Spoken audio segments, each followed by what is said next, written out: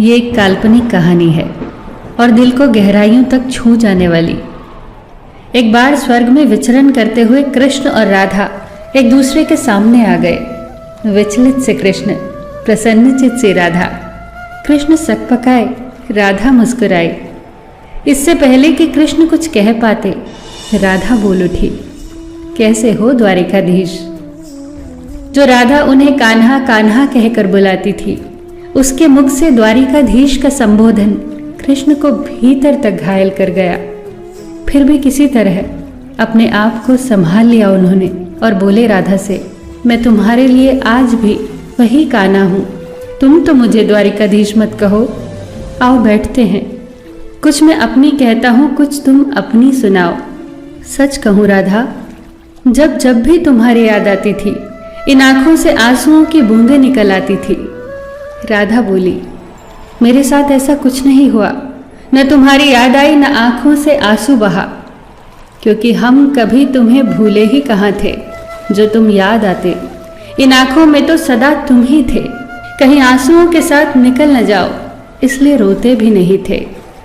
कान्हा, प्रेम से अलग होने पर तुमने क्या खोया, इसका एक आईना दिखाऊं तुम्हें। कुछ कड़वे सच प्रश्न सुन पाओ तो सुनाऊं। कभी सोचा है इस तरक्की में तुम कितने पिछड़ गए। यमुना के मीठे पानी से जिंदगी की शुरुआत की और समुद्र के खारे पानी तक पहुंच गए। एक उंगली पर चलने वाले सुदर्शन चक्र पर भरोसा कर लिया और 10 उंगलियों पर चलने वाली बांसुरी को भूल गए। कान्हा, जब तुम प्रेम से जुड़े थे तो जो उंगली गोवर्धन पर्वत उठाकर लोगों को विनाश से बचाती थी, प्रेम से अलग होने पर वही उंगली क्या क्या रंग दिखाने लगी। सुदर्शन चक्र उठाकर विनाश के काम आने लगी। कान्हा और द्वारिकाधीश में क्या अंतर होता है बताऊं? कान्हा होते तो तुम सुदामा के घर जाते, सुदामा तुम्हारे घर नहीं आता।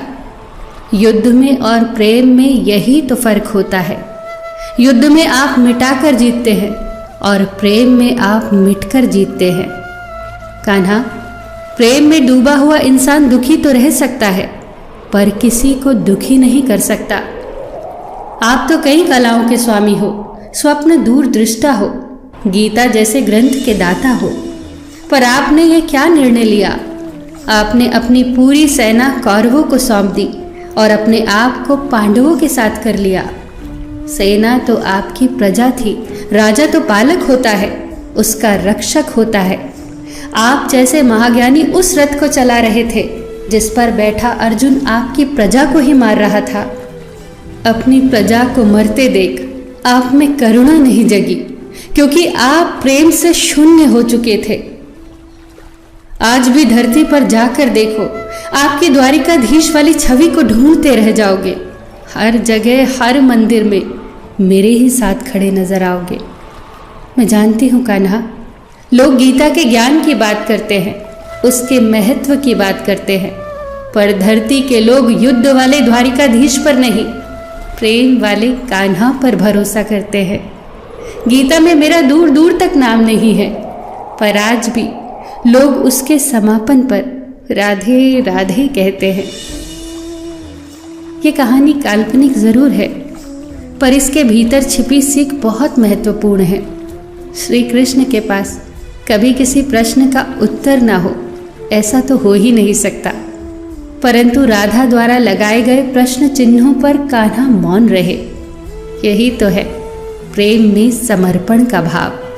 पराक्रम में हमें हर किसी को हराना होता है, तब भी हम जीत कर भी हार जाते हैं, परंतु प्रेम में एक ही कईयों का दिल जीत लेता है। सही कहा है कि छोटी सी उंगली पर पूरा गोवर्धन पर्वत उठाने वाले भगवान श्री कृष्ण छोटी सी बांसुरी को दोनों हाथों से पकड़ते थे। फिर मिलेंगे दोस्तों अगली कहानी के साथ। तब तक के लिए अपना ख्याल रखना और हमेशा मुस्कुराते रहना।